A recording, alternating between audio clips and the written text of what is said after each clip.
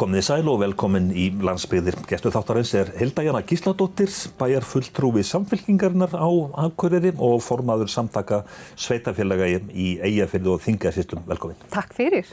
Það svona nálgast að vera komið hálft ár frá því að það voru bæjarstjórnarkosningar. Starfið þitt fram að þessu, hvað hefur þér komið á óvart? Það fjölmargt sem hefur komið mér á óvart. Kannski sérstaklega hvað mikið af málum út allan bæ. Það hefur komið mér á óvart hvernig samspil pólitíkar og embættismannakerfis virkar og ábyrgðarmörk þar. Ýmislegt í sveitarstjórnarlögum og ótrúlega bara margt sem hefur komið mér á óvart. Jafnvel þó maður hafi upplifað að maður fylgist mjög grannt með pólitíkinni á Íslandi. En þá það samt svona, virkar það þannig? Eru lögin þannig? Þarf maður að gera það? Verður maður að tala við þennan? Má maður ekki tala við þennan og verður maður að tala við þennan? Og má maður ekki segja þegar þessi gerir þetta? Það svona, lögin eiginlega, mér finnst þau svolítið heillandi og spennandi að átta mig á þeim. Hvað áttu við þegar þú talar hlutverk embættismanna og svo aftur þeirra sem eru í pólitíkinni? Embættismannakerfi eru starfsmenn bæjarins. Þeir vinna vinnuna. Pólitíkin tekur einhverjar ákvarðanir, bara eins og stjórn fyrirtækis, tekur einhverja ákveðna afstöðu. Síðan það yfirmanni starfsmanna, þá bæjarstjóra og síðan sviðsstjórum hann sem falið að fylgja eftir ákvörðunum stjórna. Pólitíkusar geta ekki farið bara, augljóslega geta ekki farið að næsta manni og grafðu dýpri hólu eða eitthvað. Það þá brot á ábyrgðarmörkum og það á við í raunum alla gókunaröðina. Þannig til dæmis ég sem formaður stjórnar Akureyrarstofu, ég get í rauninni bara að tala við sviðsstjóra samfélagssviðsins.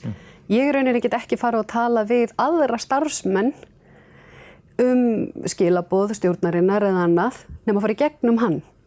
Og síðan það í hina áttina að embættismennirnir, sem alveg eins og við upplifum að við höfum alls konar færni, þá erum við með embættismenn sem hafa pólitískar skoðanir, en þeir mega á hinn bóginn og eiga ekki að þeir rauninni láta sína pólitísku áherslur hafa áhrif á sín störf. Þannig þetta stundur svolítið svona ef maður tekur aukakenndu dæmin í sikkur áttina, þá það alveg augljóst. En svo kemur eitthvað svona lína sem svolítið áhugaverð.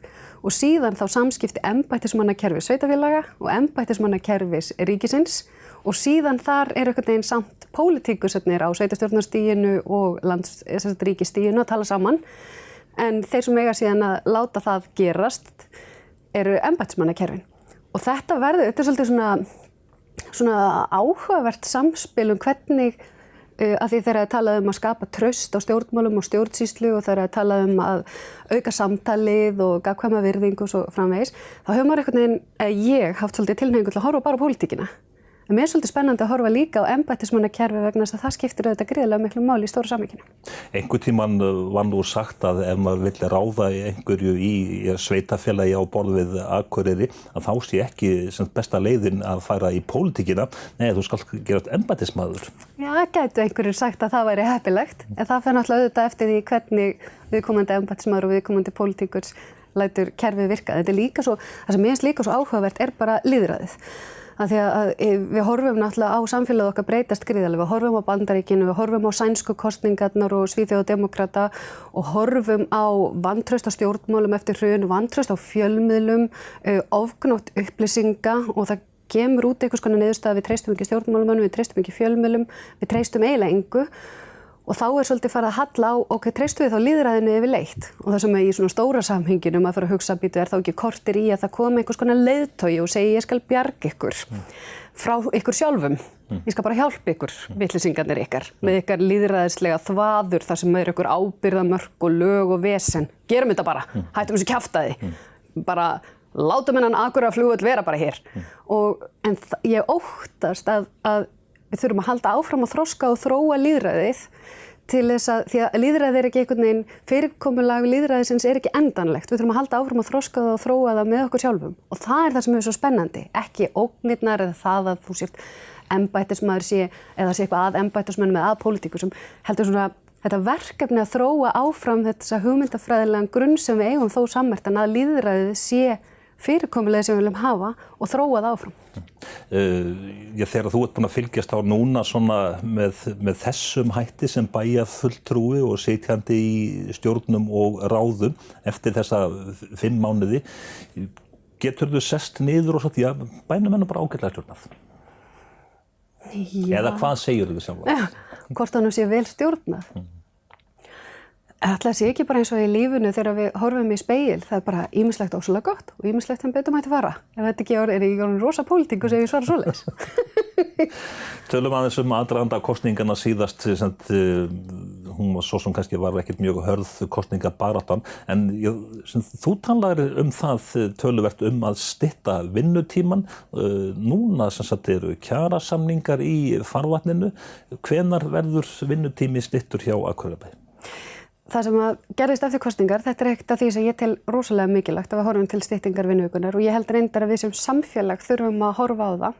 Við erum að horfa á mikið afleiðingum á því að við erum að verja tímum okkar of miklu mæli í vinnunni á kostnað mögulega heimila, sambanda, andlegrar heilsu, líkamlegrar heilsu, barnan okkur og svo framvegis. Núna eins og segir, það eru kjarasamningar framundan. Ég náttúrulega kom inn og ég sagði bara, styttum vinnuvikuna, hættum þessu, förum í þetta verkefni. Og þá einmitt kemur kannski sviðsstjóri mannauðsstjóri og segja, en við erum öll upptekin við að vinna að innleiðingu á jafnréttisvottun. Við erum eiginlega bara upptekin í því fram á áramótum. Svo kemur kjarasamninganefnd og segir, ef við ekki aðeins að sjá hvað gerist í kjarasamningunum, væri ekki betra að stytting vinnuvikuna færi bara beint þar inn heldur en að fara í tilraunaverkefni. Og svona, jú, það er kannski góð hugmynd. Þannig að staðan eins og hún í dag við ætlum að taka umræðu styttingu vinnuvikunnar vegna þess að ég held að það sé mikilvægt að við ræðum þetta mál. Þetta er stórt samfélagsmál og kannski einhvers konar eftirköst af jafnréttisbaráttunni.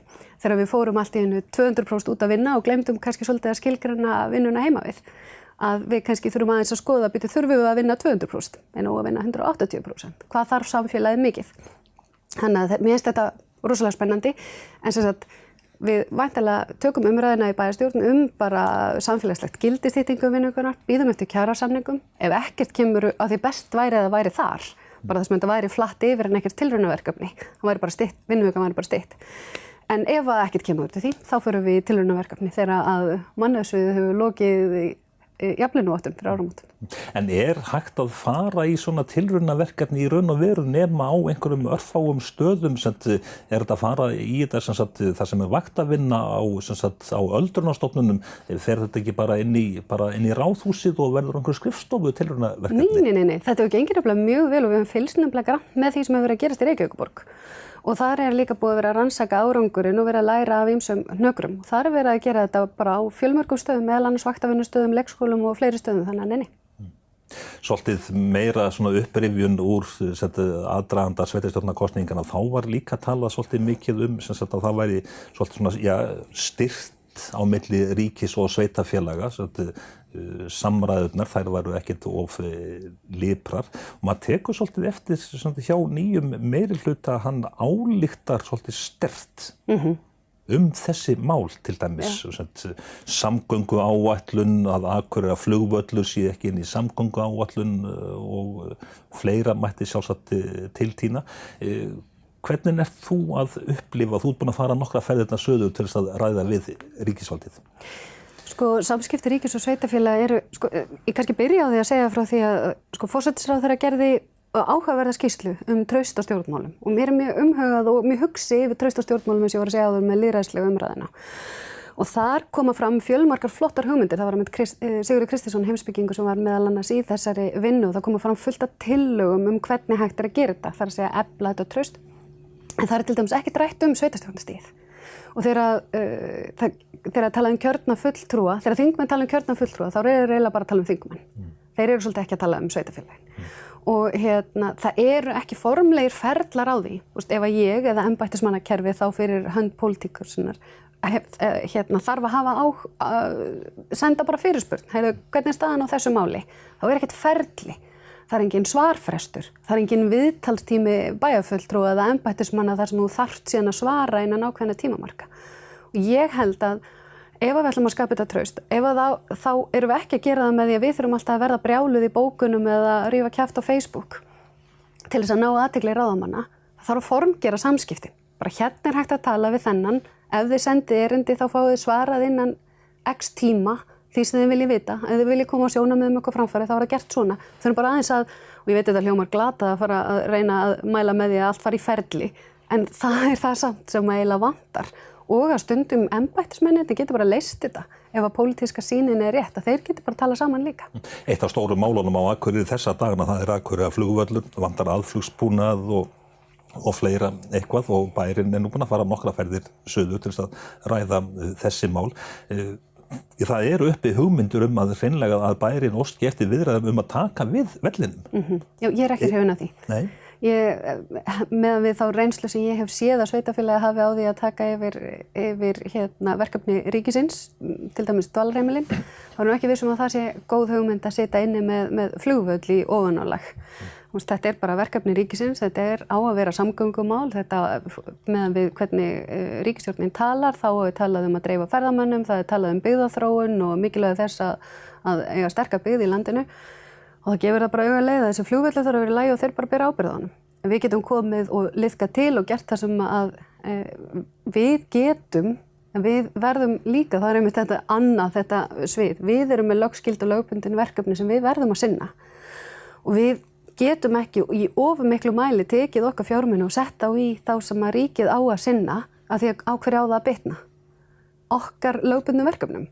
En að sjálfsögðu freistast maður til þess að hugsa þetta og ég veit að Gunnar Gíslason setti þetta svolítið í loftið og mér finnst það gaman. Mér finnst gaman að fá pínu pönku í þetta bara, af hverju gerum við þetta ekki bara svona? Það er enginn að hlusta á okkur, það er ekkert að gerast.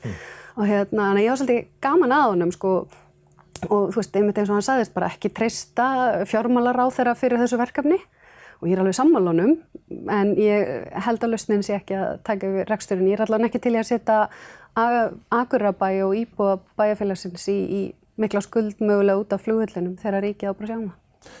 Þjónusta S.A.A. á Akureyri hefur við til umræðu og það er eitt svona líka sem að snýst svolítið fjárframlög. Já, S.A.A. það er nú alveg ótrúlegt mál. Göngudeild S.A.A. þetta er örugglega í þriðja eða fjórða skipti sem S.A.A. talar að loka göngudeildinni sinni á Akureyri. Og það sem ég skil ekki í þessu máli er náttúrulega bara að í samningum ríkisins við S.A.A. sé ekki bara skilgreint að það eigi að vera göngudeild á Akureyri. Á meðan að ríki er að setja sína fjármuni inn í sjúkrahúsið Vog og eftirmeðferðarstöðina Vík sem þeir þar með treysta til þess að fara með meðframmál alkohólista og fíkla, þá þarf göngudeildin að vera til staðar og það er pólitískur vilji allstaðar til þess. Þetta er fast inn í einhverju svona sjúkratryggingar eigi að greiða eitthvað hlut og sjúkratryggingar segja nei og hvort það sé hægt að gera eitthvað á Akureyri en ekki í Reykjavík og hvert er hlutverk heilsugæslunnar, hlutverk sjúkrahússins og eftir situm maður bara ekkert af þessu breytir neinu, þetta er eitt starfsmaður á Akureyri.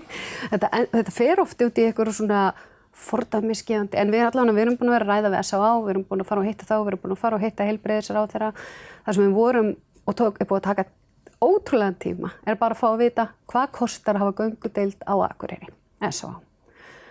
Svo þurfum við að kanna hvernig getum við fjármagnað þann rekstur.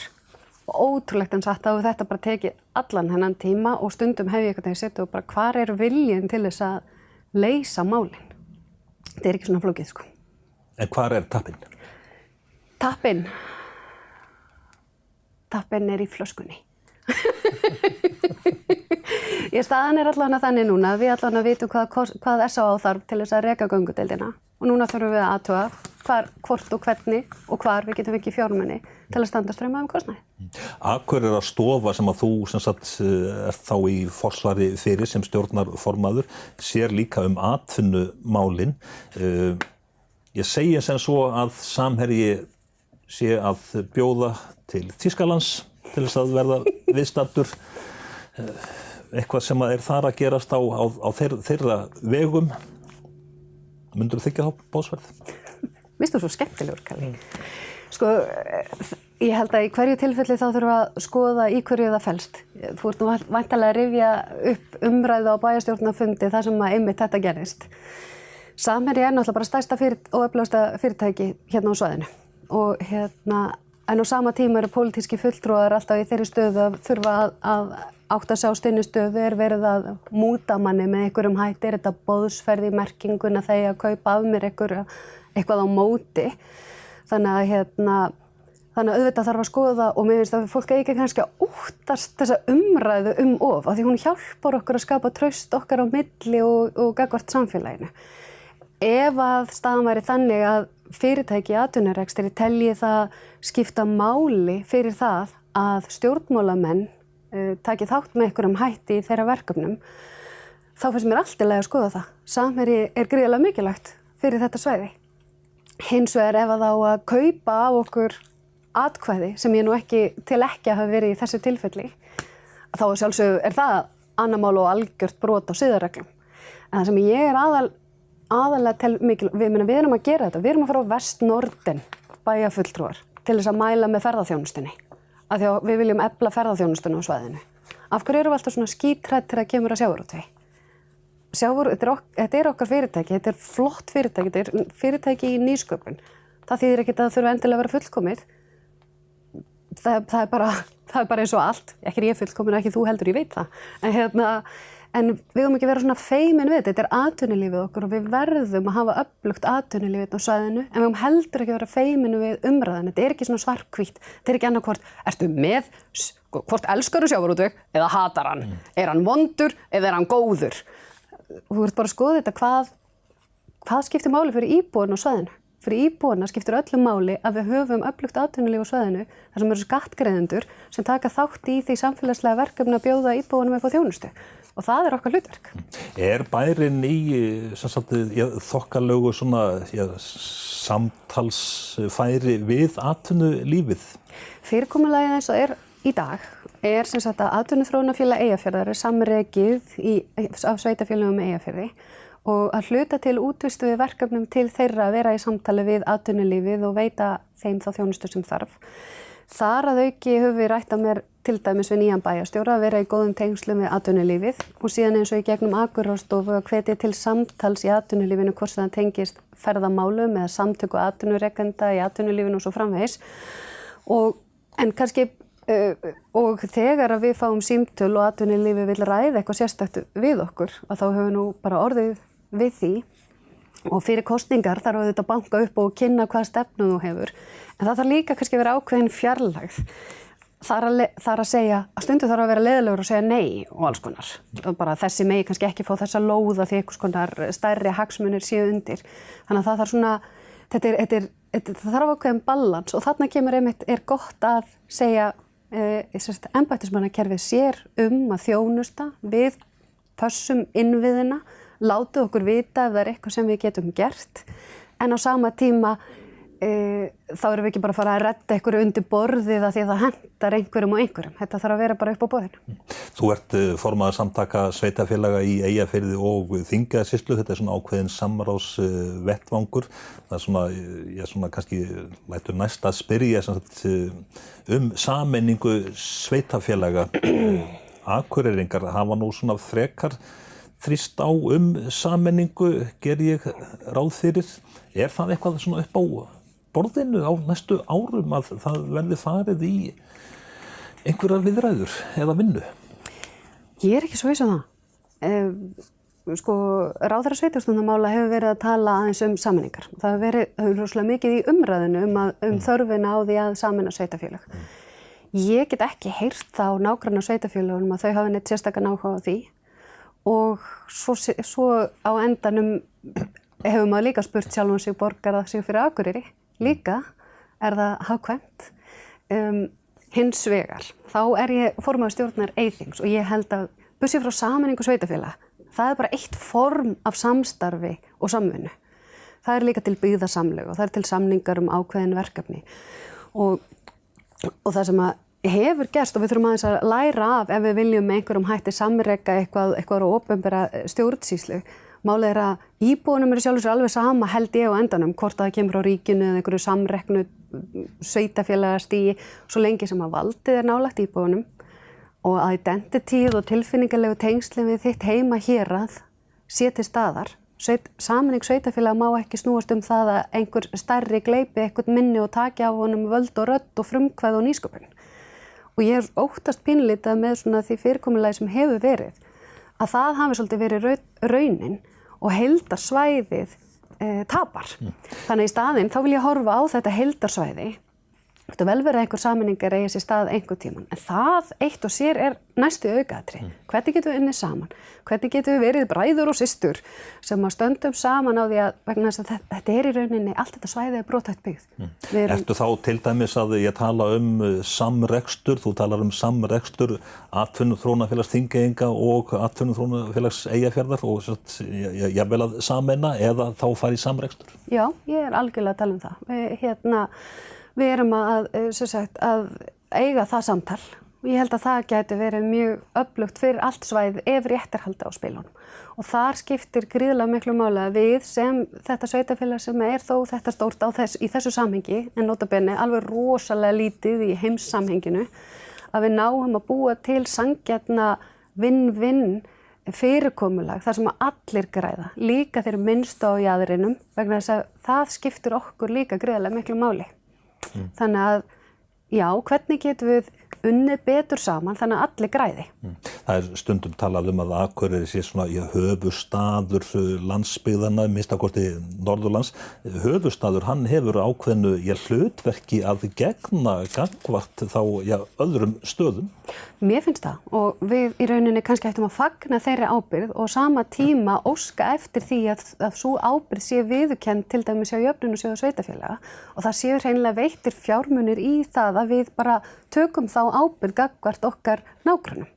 Hvort sem að það tengist, bara hverju svo sem það tengist og það núna verið að móta höfuðborgarstefnur í stefnumótandi byggðaáætlun, þá verið að móta höfuðborgarstefnu og ég hef alveg varpaði fram, af hverju mótum við ekki stefnu hlutverk þá Akureyrar sem þessarar miðju eða ábyrgða sveitarfélags landsbyggðanna og bara verðleggjum það. Þá þarf þetta ekki að vera flókið. Það verður eitthvað svona alveg stór undarleg togstreita á milli Akureyrar og nágranna sveitarfélagana þar sem að upplifinu, og ég heyri þetta bara strax, þetta kom mér líka pínu óvart.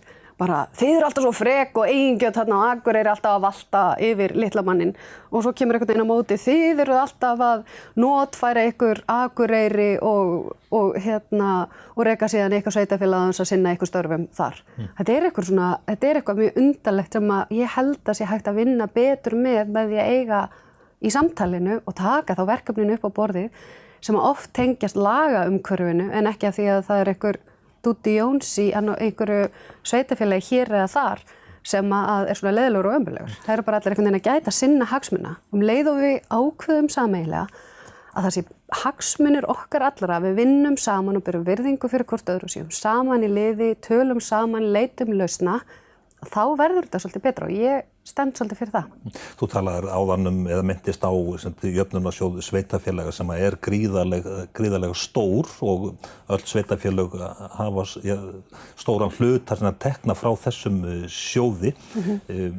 Sveitafélögin eru að gera mjög gott þessi árin, þessi misserin, það að tekjurnar aukast mikið á milli ára.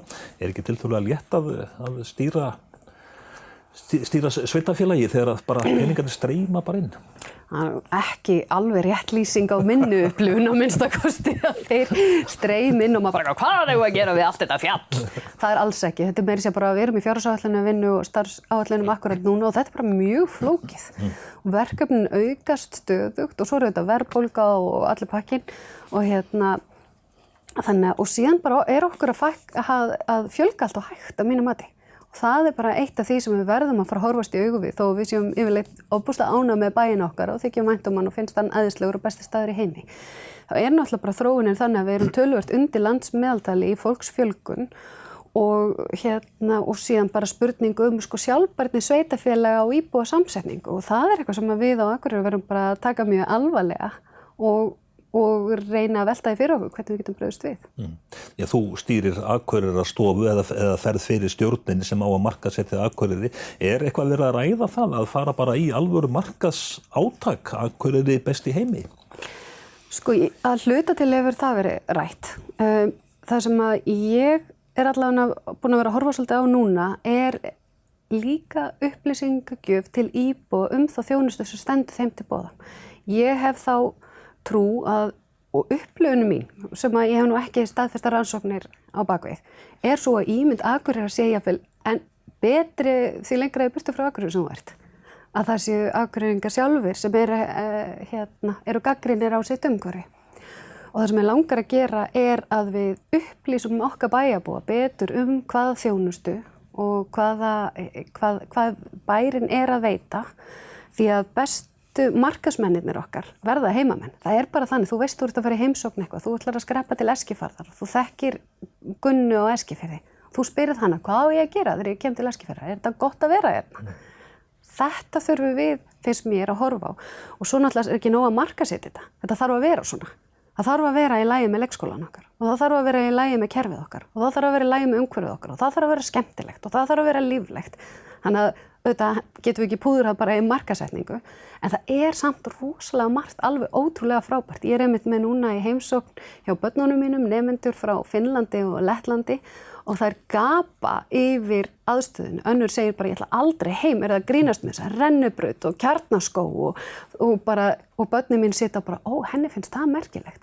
Þannig að hluta til auðvitað að segja frá því sem æðislegt, sem hellingur. Og svo bæta það sem má betur fara og kynna það ekki síst fyrir íbúanum sjálfa. Voru það mistök á síðasta kjörtímabili að loka 2 leikskólum? Það kannski þess vegna sem að fjölgar ekki meira í bænum eins og það til dæmis takmarkað leikskólapláss? Það allavega í lagi með leikskólaplássin núna. Auðvitað var þetta bara fellega erfitt fyrir okkur og þetta var ekki góð staða sem skapaðist þarna nokkra mánaða skeið þegar börnin voru ekki að komast inn á leikskóla. Þetta ein af grunnþörfum íbúa og fjölskyldna. Það auðvitað barnið að komast í leikskóla, þannig auðvitað voru mistök að það skildi fara þannig. Það hvort að hverjum svo sem á að kenna, það akkurat á tímabili fjölgaði íbúum gríðarlega. Hvað eigum við, maður situr aftur síðan fyrir framan það, hversu stóra leikskóla eigum við að hafa, hversu stóra grunnskóla, eigum við að miða við byggingar sem eru gríðarlega dýrar í uppbyggingu, séu alltaf miða við hápunta og hafa þá síðan tóma just in case. Þessi aðstæða sem skapaðist þarna kennur okkur samt að við megum ekki lenda í þessu, komum okkur í þessa stöðu, ekki lenda í henni. Sástu hvernig ég sagði það, hvernig við komum okkur í þá stöðu, en þarna voru allar spár fólksfjölgun og það gögn sem fólk hafði gerði ekki ráð fyrir þessari miklu aukningu sem var á þessu tímabili. En það ég held að það hafi skaðað okkur að gera það og þetta hefði verið betra að hafa betri upplýsingar og fólk getur nú bara sagt okkur svolítið fyrirfram hvort það ætla að flytja hérna með börn eða ekki. Við getum gefið okkur svona 3 ár sem auðvitað ekki raunin. Þannig að stundu þurfum við náttúrulega líka að bara bregðast við og gera okkur allra besta og síðan bara að halda blóðþrýstingnum niðri, þetta verður ekkert fullkomið. Við bara allir gera sitt besta og svo verða klúður og svo bara laga maður það og heldur áfram í næsta verkefni. Bara örstutt í lokin sem að vera bæjarfulltrúi, þetta valdastarf? Nei, þetta þjónastarf. Þú ert fyrst og fremst þjónn. Þú ert í starfi fyrir íbúana og það þitt hlutverk.